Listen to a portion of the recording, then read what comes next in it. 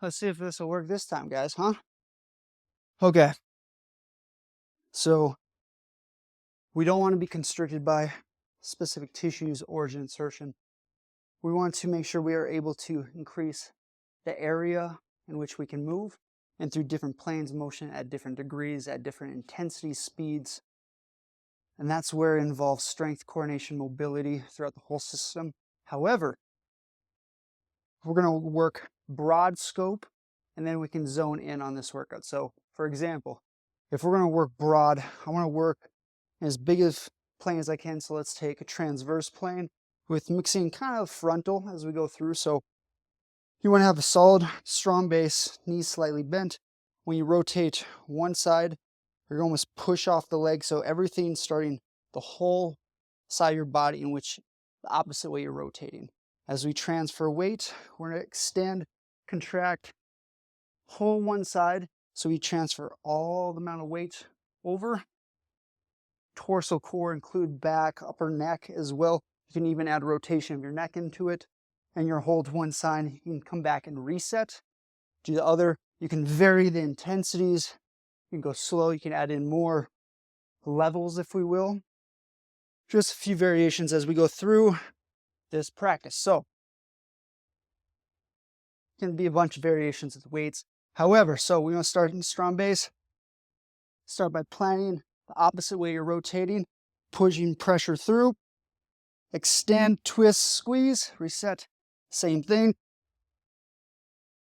And you can work all the way up and across.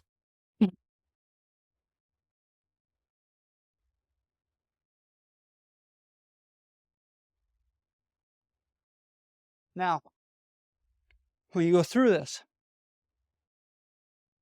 like I said, different varied speeds, but if you notice any sharp popping, clicking pain, back off that angle and range in which you move into. Go back straight to the joints. Go through the biggest range of motion you possibly can, scanning, assessing, is there popping, clicking as I'm coming here, here, here. If so, come up to a bar, isometric contractions, putting pressure, let's say, into the stretch and then away from the stretch, wherever you have that clicking, popping tension. Go back through the circles, shoulder glenohumeral joint, and scapulothoracic joint. Not necessarily a synovial fluid, or synovial joint, excuse me. But it'll start training the internal structures, and then you can vary that to local regions, you can vary that to sections of the body, you can vary that to then whole body, and then outside body from there. So broad, narrow, narrow, broad. You can vary the training depending on past injuries, depending on what you're training for the day. Are we going more mobility? There's variations across the board with this. So another really good one that I don't know if I've ever shown would be rotating the torso core body in a cylinder fashion, if we will. Now, we can do this a couple of different ways. It's going to involve a lot of core strength. If you have sharp pain in these movements or pain going down the leg, burning sensations, numbness, tingling, back off in the degree in which you rotate or back off completely in general. Be cautious with this one. We're going full mobility. If you are able to work out with less limitations, no pain, no symptoms, you can try it. Be cautious. Start almost straight up and down, perpendicular to the ground versus lengthening. You'll know what I mean by that. So ideally holding onto a bar, a place where you can set your feet on the ground, toes preferably. Now, the closer we get, the more in which it's going to involve the whole body versus if our legs go backwards, it's then going to involve our whole lower back, glute, hamstring complex versus if we were to bring our body forward, then it's going to be more hip flexors, quads, abdominal tissues. Circular fashion, clockwise, counterclockwise. The point is to bring the belly through the biggest circle possible, creating the biggest loop with your legs backwards, neutral perpendicular to the ground, and then forward in the anterior portion. You can also go off to the side, but when you go off to the side, lower back, neck, joints can get irritated, which can pinch off the nerves, which can lead to a bunch of other symptoms. So risk versus reward, unless you are capable, willing, and going through a program where, like, it's chiropractic physical therapy program, to where they're monitoring you.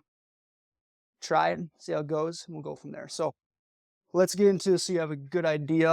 I'm going to do full body, and then we're going to go into bringing the neck involved with the motion. So let's start neutral. Feet, toes on the ground, ideally together. If you need to first start off legs apart, we're going to reach our whole belly button as far forward. Start rotating around. Now bring your butt back, hip to the side, and coming back around. The slower you go, the better coordination. That's going to involve more torso, core, trunk movements. Both directions, clockwise and counterclockwise. Now let's evoke it. Then switch to extension. Be careful, lower back, pinching pain, numbness, tingling. Okay, toes together, hips forward, come back and around, bring your hips back, and back to center.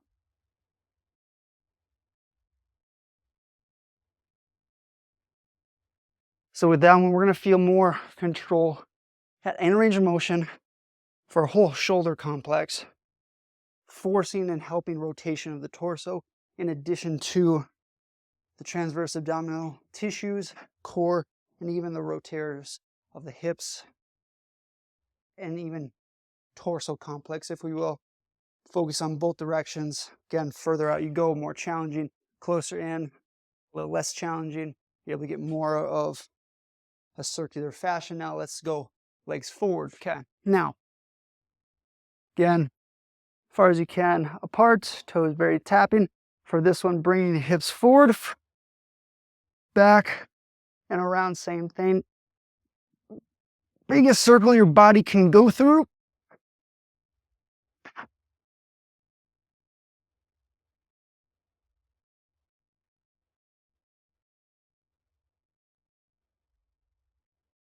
Now, as you get your arms involved, it's going to force a lot of pressure on the posterior capsule, which our arms aren't meant to go backwards. So I showed you the end portion. Didn't have discomfort, but I can tell that the motion of the humerus sliding backwards can grind and shift the humeral head inwards, which our tissues on the inside aren't often meant for absorbing force. Forward, backwards, outside typically are.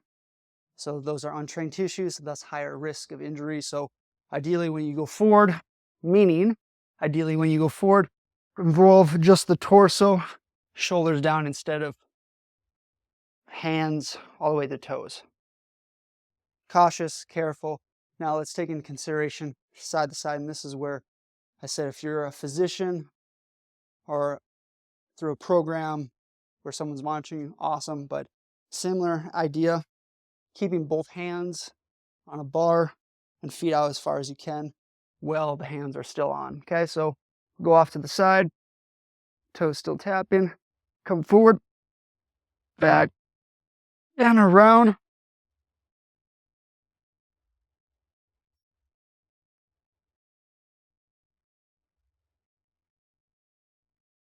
Really? Okay. Now, because we are traction and because we're able to rotate throughout the cylinder clockwise, counterclockwise, I still want you to limit shoulders, especially back and around, jamming the back capsule, affecting the anterior capsule, medial capsule, but besides the point, again, both sides, just demonstration purposes. Now, actually, let's do this.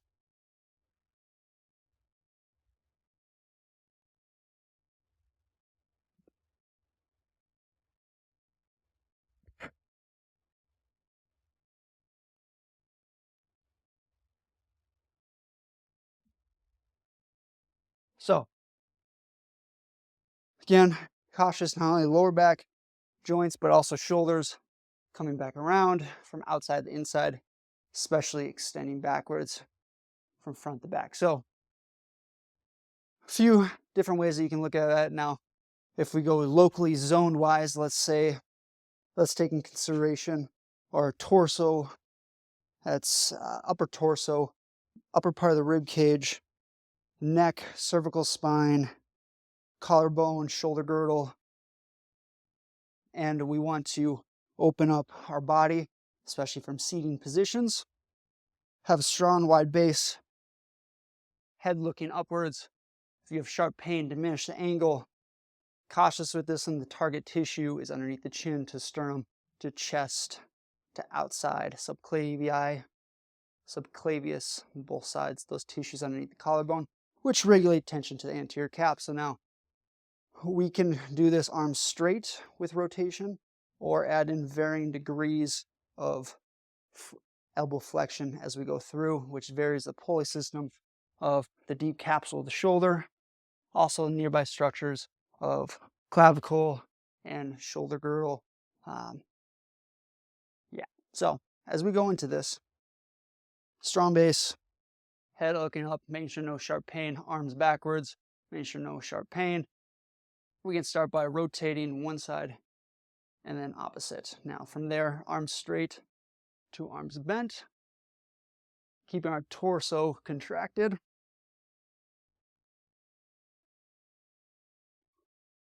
And now let's add in the intercostal space, ribs, and even ribs connection to the sternum, especially if you have sharp pain or intercostalitis where it hurts to breathe sometimes.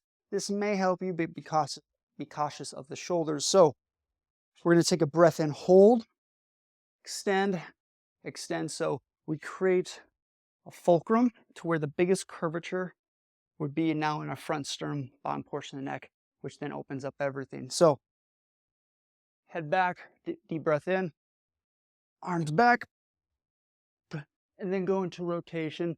You can add in tilting, turning of your head, so you get different pulling mechanisms, anterior scaling, and then helping with the tension. That can also be jaw discomfort and mistracking, popping, clicking pain, but also too tension to the arm. So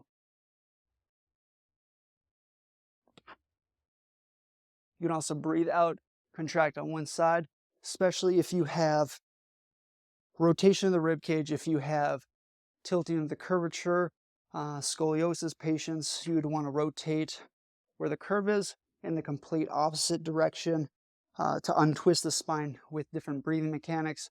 It's one partial load standing against gravity versus traction, which is lengthening tissues, but you have to be able to control those tissues at different various angles and motions. So structurally, it might help formation wise, x-ray picture looking wise, but until you get into the functional structure, you're not really going to create or change any problems. So let's say, so that's body region. Now let's say if we want to train the tissues around a hinge joint, whether it's knees or elbows, you then can go flexion extension, but with that there is rotation or supination, pronation, whatever you want to call it.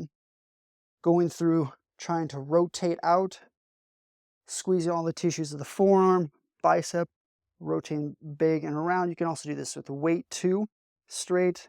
Again, this would be known as elbow workspace, more level 2, around the edge line, areas of restriction to build up that angle and that degree of motion, if we will. So that's hinge joints, could be same thing, knees bent, slower, adding weight. Now let's say we want to add in just lower body movements, right? So for most people, you can find them having more, so either one of which, if they work out a lot, the feet are naturally going to be rotate outwards due to glute max being worked stronger, but until you focus on internal rotation of your hips and the deeper signal of the deeper tissue gets brought to the nervous system first, bringing down if there's a problem at the joint, it will cause overlying muscle tightness. Thus, legs outwards, and you're walking more off of your heels, even if it's slightly, and we all have variations, but if you're pushing off the inside toe, you're going to start having bunions. Pressure against gravity,